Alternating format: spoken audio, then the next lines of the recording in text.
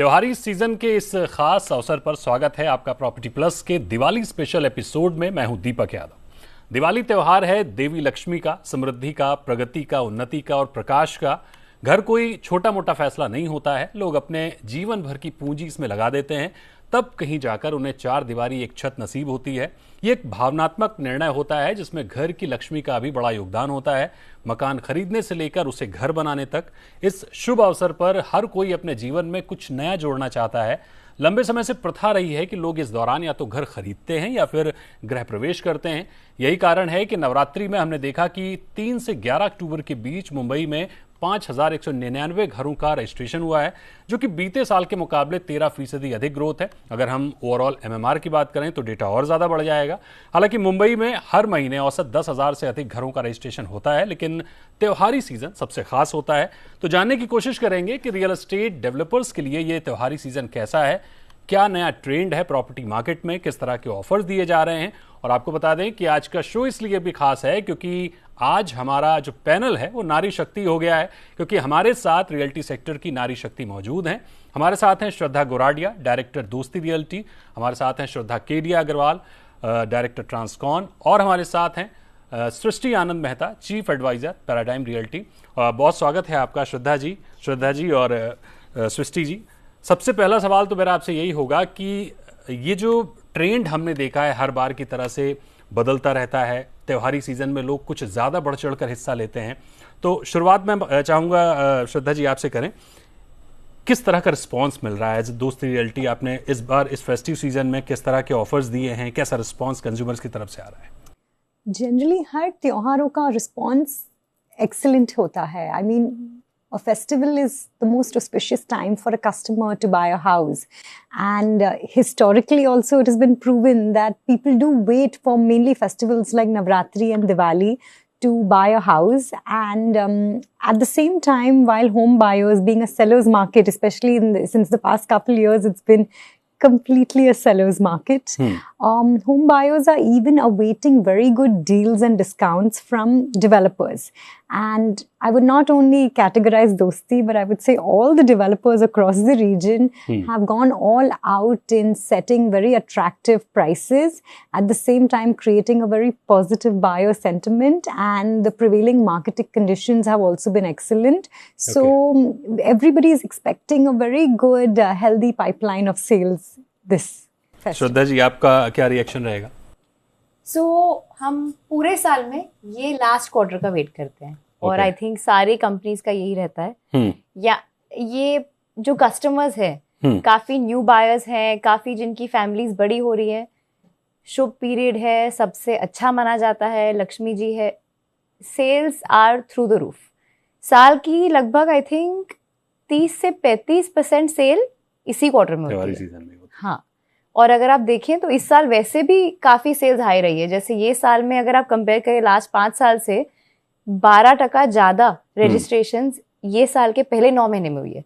तो दिवाली तो धमाकेदारी होगी एंड सब वेट करते हैं। सेंटिमेंट रहता है हमारी कंपनी का, सेल्स वालों का, हमारे चैनल पार्टनर्स का, बैंकिंग पार्टनर्स, सबको चाहिए कि जो भी घर ले खुशी से ले, उनका सपना पूरा हो। तो फेस्टिव पीरियड है, अच्छा ही रहता है।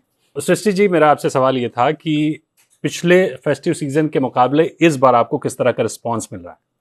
So इस बार as I said, OND quarter is always a fabulous quarter. Most of the launches यही quarter में slated रहते हैं। Reason being आपको Dussehra as well as Dhanteras दोनों का ही एक festive माहौल मिलता है। And there is also that 16 days का पितृपक्ष का एक सेक्शन हो जाता है जहाँ पे कि transactions literally नहीं होते, visits भी बहुत drop off हो जाते हैं। So जो हमने notice किया है कि of course the walk-in numbers have spiked up a lot and we are anticipating a good volume growth. ये OND quarter में special attribution to the October month itself. And also in terms of Mumbai market overall, last year जैसे Mumbai market ने पूरे साल में 1 लाख करोड़ किया था। ये जो जून के मंथ में एक रिपोर्ट आई थी उसमें ये कहा गया था ऑलमोस्ट 60% हो चुका है और ये साल का एंटिसिपेशन है 1,35,000 that kind of a number. So I think we all are looking forward to a great quarter and close this calendar year with a bumper and a financial year, of course, with a better bumper again, because वहाँ नवरात्र ये संक्रांति भी आ जाती है. So even that's one of the auspicious occasions. बिल्कुल, party का इंतजार होता है और पार्टी आ चुकी है. श्रद्धा जी, एक बार फिर से आपके पास आएंगे. अगर हम ट्रेंड की बात करें तो इस बार किस तरह का ट्रेंड हम देख पा रहे हैं? कंज्यूमर्स किस तरह की इन्वेंट्रीज को ज़्यादा प्रेफर कर रहे हैं, ज़्यादा प्राथमिकता दे रहे हैं? So ideally, when anybody is looking to buy a real estate product or like a home, which is definitely सब लोगों का सपना होता है ना कि इस लाइफटाइम में एक तो घर लेना ही चाहिए. There are three main concepts. People look at amenities, people look at location, and people look at the sizes of the flat. और अभी जो ट्रेंड आ रहा है, मिड साइज होम्स आ रहे हैं. पहले कोविड टाइम पे थोड़े छोटे हाउसेस थे. फिर it kind of just increased a little into like mid living, and today I can say that customers are looking at larger homes, slightly larger homes comparatively. Earlier as Dosti, even we used to build very small, we used to build compact sized homes because the market preferred that. And COVID also gave a lot of buyers to buy two houses. You know, a lot of people जो joint families में रहते थे, उन लोगों को लगा कि, you know, rather than staying in one house altogether, might as well we buy another house of our own and stay there. So COVID time, the affordable market picked up very well. I think अभी 1-2 साल से थोड़े बड़े घर की demand आ गई है और वो भी बहुत ही अच्छा चल रहा है. एंड इंफ्रास्ट्रक्चर भी बढ़ रहा है. आपको, I am sure we are all very aware on the amazing infrastructure that's been all around the country. The coastal road has also given a very good rise to the prices. At the same time the Nhava Sheva roads, the entire infrastructure in the Thane, Kalyan, Bhiwandi belt and in the Vasai Borivali belt has also given a very good just a very good rise to, like, you know, real estate housing in general. So people have even at the same time, along with buying a house, people are looking at even buying cars for themselves, and at the same time they are even looking at living based on the metro lines also. So a lot of these things do add up to the premium of a product, and I can say that the trend currently is increasing day by day. Prices are also rising. At the same time, it is a buyer's market too, and developers are also in a very good state of mind to, like, you know, go all out in selling their homes. दोनों तरफ से हम देखते हैं कि festive season का इंतजार दोनों को होता है. डेवलपर्स को भी होता है, होम बायर्स को भी होता है, बिकॉज अच्छे ऑफर्स होते हैं. तो श्रद्धा जी, आपसे मैं ऑफर्स समझना चाहूंगा. इस बार मार्केट में किस तरह के ऑफर्स हम देख पा रहे हैं? बिकॉज अगर हम दिवाली को हटा भी दें तो पिछले 3-4 साल में हमने बहुत अच्छा सेल देखा है. और लग्जरी की तो खैर क्या ही बात करनी, लग्जरी तो अपने आप में कुछ अलग ही कर रहा है. तो अगर हम ऑफर्स को इसमें क्लब करने की कोशिश करें तो इस बार फेस्टिव सीजन में किस तरह के ऑफर्स निकल के आए? सो इस टाइम जैसे ट्रांसकॉन के यहाँ हम लोग सोच रहे थे कुछ ऐसा ऑफर निकाले जो मार्केट में एक्सेप्टेबल भी हो. एंड हमने ट्राई किया कि जो अभी जैसे होम लोन्स है, जो भी आज मोस्ट हाउसेज जो हम देखते हैं ड्यूअल इनकम हाउसेज है. नारी शक्ति की बात की अपने, वैसे ही डिसीजन मेकर्स भी विमेन है. आज को एप्लीकेंट भी विमेन है. सो जो होम लोन्स है उसमें अभी जैसे आपकी ईएमआई है, लगभग आप सोचिए अगर आप 2.5 से 3 करोड़ का फ्लैट ले रहे हैं, तो वो जब आप लेंगे आपकी ईएमआई एक्स अमाउंट की आएगी, उतना आपका महीने का खर्चा बढ़ गया, आपका आउटफ्लो बढ़ गया और आप बंद जाते हैं. तो हम इस टाइम ट्राई कर रहे हैं कि आपकी जो ईएमआई है वो फिक्स्ड ईएमआई रहे, चाहे वो पोजेशन हो या ओसी हो, जो भी पहले आता है उसमें से. तो अभी अगर आप बोल रहे हैं कि 3 करोड़ का टिकट साइज है, तो हम उसका ईएमआई 30,000 पे बांध देंगे. एंड फिर आपका एटलीस्ट बाकी का आउटफ्लो आप इन्वेस्ट कर लीजिए, उसका you can see your money grow. तो ऑफर्स आ रहे हैं कस्टमर लेड. जैसे अभी मार्केट में काफी सारे ऑफर्स चैनल पार्टनर्स और ब्रोकर्स को भी इंसेंटिवाइज करना चाहते हैं, बिकॉज सब साथ मिलके सेल करते हैं इवेंचुअली. फिर काफी जन का ऑफर इस टाइम देखा है जिसमें डिस्काउंटेड रेट्स नहीं बोल के एड ऑन्स है. जैसे इंटीरियर डिजाइनर्स के साथ पैकेजेस कर लिए, किसी ने लग्जरी ऑटोमोबाइल इंडस्ट्री के साथ टाई अप कर लिया. तो ये प्रकार के काफी ऑफर्स मार्केट में आ रहे हैं जहाँ पे आप डिस्काउंट नहीं बोल के कन्वीनियंस एंड लग्जरी बढ़ा रहे हैं लाइफस्टाइल की. मतलब अच्छा बेहतर क्वालिटी का प्रोडक्ट दे रहे हैं और उनको इजीली पेमेंट वो कर सकें, ऐसे ऑप्शंस दिए जा रहे हैं. सृष्टि जी, आपके पास आएंगे. महाराष्ट्र में अगर हम देखते हैं तो महिलाओं के घर खरीदने पर उनको ज़्यादा फायदा मिलता है, स्टैम्प ड्यूटी की छूट मिलती है. इस फेस्टिव सीजन में महिलाओं की भागीदारी कितनी ज़्यादा देखने को मिल रही है? क्या आगे बढ़कर वो, क्योंकि होम मेकर हैं, उनका डिसीजन बहुत इंपॉर्टेंट होता है, लेकिन जब उनके नाम प्रॉपर्टी हो जाती है तो थोड़ा सा फायदा भी ज्यादा हो जाता है। तो महिलाएं कितना आगे आ रही हैं इस फेस्टिव सीजन अपने घर के डिसीजंस में और उनके रजिस्ट्री के तौर पर अगर हम देखें तो? सी एक्चुअली जो डेल्टा है स्टैम्प ड्यूटी का फॉर लेडीज फर्स्ट ट्रांजैक्शन पे 5% पे एक 1% का इंसेंटिव मिलता है। अगर आप हमारे प्रोजेक्ट्स की बात करें पैराडाइम रियल्टी की, तो जितना हमारे यहाँ जो डेटा दिखता है, कस्टमर्स जो फीमेल कस्टमर्स है जो सोलो ओनर्स है, वो रेंज एक्चुअली बहुत बड़ा नहीं है, वो 7 to 8% का रेंज होता है। And whether I call it luxury or whether I call it for the affordable segment as well. So वहाँ पे क्या होता है, affordable segment में बोलो या luxury में self fund cases में ही ऐसा situation हो पाता है जिसमें कि you see certain female owners that too age wise थोड़े higher segment के लोग। ये जो 1% का डेल्टा है, अगर ये थोड़ा और बड़ा होता तो ये काफ़ी इंसेंटिव होता कि as a household even property जो है एक फीमेल ओनर के नाम पे की जा सके। जहाँ तक बैंक एलिजिबिलिटी बैठती है तो वो फिर एक हाउस होल्ड इनकम पे एज अ को ओनर ही बैठ पाती है।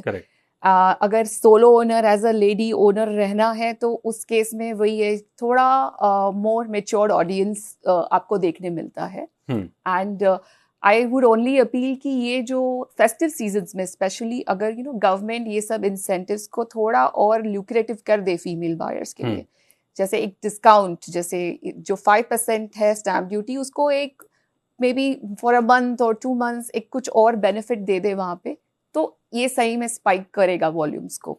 बिल्कुल, गवर्नमेंट से तो काफ़ी लंबे समय से आप लोग मांग करते रहे हैं, as a CREDAI as a नरेट को बहुत सारी मांग होती रहती है कि ये मिले वो मिले, लेकिन गवर्नमेंट की तरफ से बहुत कुछ मिलता नहीं है, लेकिन उसके बावजूद हम सेल्स बहुत अच्छी देखते हैं। श्रद्धा जी, आपसे मेरा सवाल ये होगा कि अभी हमने जो रिसेंटली एक ट्रेंड देखा है कि लग्जरी मार्केट बहुत तेज़ी से बढ़ रहा है, डेवलपर्स का भी फोकस लग्जरी की तरफ बहुत तेज़ी से गया हुआ है, अफोर्डेबल सेगमेंट थोड़ा कमज़ोर होता हुआ दिखा। तो आप लोग किस तरह से आगे प्लानिंग कर रहे हैं, किस तरह से आगे फ्यूचर की जो आपके प्रोजेक्ट्स आने वाले हैं वो लग्जरी में ही होंगे या मिक्स होंगे या अफोर्डेबल की तरफ भी थोड़ा बहुत ध्यान है? एक्चुअली हमारा एक पूरा मिक्स्ड मॉडल ही है and the word luxury is a very subjective word. Luxury सबके लिए है, अफोर्डेबल लोगों के लिए भी लग्जरी है, luxury I mean mid segment के लिए भी जो मिलता है लग्जरी है, और अपर सेगमेंट के लिए भी सब कुछ लग्जरी होता है। सो आई पर्सनली फील दैट हमारे तो मिक्स्ड, हमारी 2 टाउनशिप्स है, मोर देन 150 एकर्स के दोनों टाउनशिप्स है। एक टाउनशिप पूरा अफोर्डेबल सेक्टर्स का है, वहाँ पे भी आई मीन हर वीकेंड को 20-30 बुकिंग्स ऐसे ही आ जाते हैं मार्केटिंग के बिना। Offers, whenever we do have a campaign, when we do have offers going on, definitely we get like almost 100 bookings sometimes in like 2 weeks. And दूसरा जो township है वहाँ का मिक्स्ड है, पूरा अफोर्डेबल है, मिड सेगमेंट प्रीमियम भी है और अपर लग्जरी भी है वहाँ पे। वहाँ के भी सेल्स बहुत ही बढ़िया है। ओवरऑल हर वीकेंड 10 या 20 फ्लैट्स बिकते हैं। हमारे जो सिटी के प्रोजेक्ट्स है वो सब प्रीमियम और अपर प्रीमियम प्रोजेक्ट्स है, उनके भी डिमांड्स बहुत ही अच्छे चल रहे हैं। One of the other reasons why the demands are going well also is because the properties are nearing possession, the permissions and sanctions are coming in on time, and overall the home loan rates and all the other segments are playing out very well from a pricing perspective. Okay. हम city में 8 new projects के लिए we are coming along with 8 new projects in the city in the next 2-3 years. Okay. और those projects are going to be ranging from premium to super high-end projects, and at the same time Thane and beyond is going to be affordable and a mixture of them. So I don't want to categorize that only luxury is playing out very well. I feel luxury is luxury for each and every person. Everything is I mean, we can't sit and like play around on that word, and I feel everything is a luxury for someone. So overall I feel the market is doing very well and affordable is doing as well as luxury.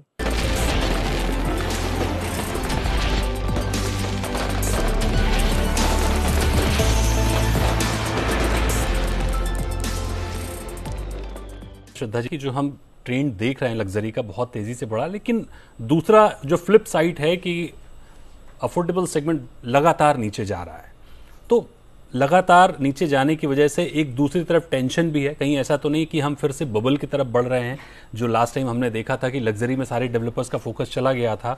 हालांकि बाद में government of India ने जब PMAY की scheme लेकर आई, तमाम तरह के फायदे दिए, तो अफोर्डेबल हाउसिंग को सहारा मिला था, लेकिन एक बार फिर वापस अफोर्डेबल हाउसिंग नीचे जा रहा है। तो इसको देखते हुए आपका फोकस किधर है? उधर भी है अफोर्डेबल की तरफ या बिल्कुल नहीं है? So as a group, as Transcon, हमारा फोकस मेनली लग्जरी पे है, मिड सेगमेंट भी है। तो we are situated in the western suburbs. अब जैसे अंधेरी, बैंड्रा, जहाँ मेरी लोकेशन है जिस टाइप की, वहाँ पे mostly mid luxury, mid segment आएगा। I won't say affordable, but at the same time ऐसा भी नहीं बोल सकते कि अफोर्डेबल की तरफ ध्यान नहीं है, बिकॉज जैसे श्रद्धा ने भी बताया, वो सेगमेंट भी चल रहा है, साइड बाय साइड चल रहा है। बस लग्जरी का अल्योर थोड़ा ज़्यादा है, लोगों को दिखता ज़्यादा है वो, बट ध्यान दोनों पे रहता है। जैसे हमारे प्रोजेक्ट्स में भी, जैसे बैंड्रा में एक प्रोजेक्ट है, बैंड्रा तालाब के सामने सिल्वर बे, वहाँ पे 2 बेडरूम के फ्लैट्स है।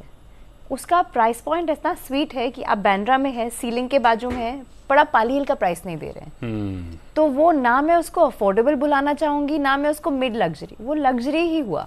तो आई थिंक वो टर्म चेंज हो रहा है, उसका यूज चेंज हो रहा है, बट ध्यान सारे सेगमेंट्स पे रहता है। डेफिनेटली जो आपके प्रोजेक्ट हैं, जो लोकेशन है, वो तो लग्जरी के अलावा कुछ आप बना भी नहीं सकते, क्योंकि मजबूरी है, और सारी चीजें डिपेंड करती हैं रियल एस्टेट में कि लोकेशन और लोकेशन, जैसी लोकेशन है वैसी प्रॉपर्टी बनती है। और इत्तेफाक से कि आपकी सारी प्रॉपर्टीज ही लग्जरी हैं, तो क्या कर सकते हैं, अच्छा ही है, और भी प्रोजेक्ट हैं। सृष्टि जी, आपसे मेरा सवाल ये होगा कि अक्सर हम देखते हैं कि जो रियल एस्टेट भारत में क्रिएट कर रहे हैं, अभी कुछ दिन पहले नेटकॉन हुआ था, हम वहाँ गए, हमने वहाँ का जो डेवलपमेंट देखा, और भी कंट्रीज़ में जिस तरह से रियल एस्टेट बढ़ता है, क्या हम उस तरह से बढ़ रहे हैं? ठीक है, इंफ्रास्ट्रक्चर डेवलपमेंट हो रहा है, लेकिन इंफ्रा के साथ क्या हम मैच कर पा रहे हैं? क्योंकि रियल एस्टेट डेवलपर्स तो अपने लिए बहुत अच्छा कर देते हैं, आप बहुत अच्छा प्रोजेक्ट बनाते हैं, सारी चीज़ें अच्छी होती हैं, लेकिन शायद उस तरह का आपको सपोर्ट नहीं मिलता है इंफ्रा की ओर से। वैसी सड़कें नहीं मिलती हैं, वैसे सीवर नहीं मिलते हैं, वैसे ब्रिजेस नहीं मिलते हैं, मॉल पार्क नहीं मिलते हैं, तो उसके साथ वो मर्ज नहीं हो पाता है प्रोजेक्ट। आप लोगों का जो विज़न है, गवर्नमेंट का विज़न कैसे मैच होगा, किस तरह से आगे बढ़ेंगे?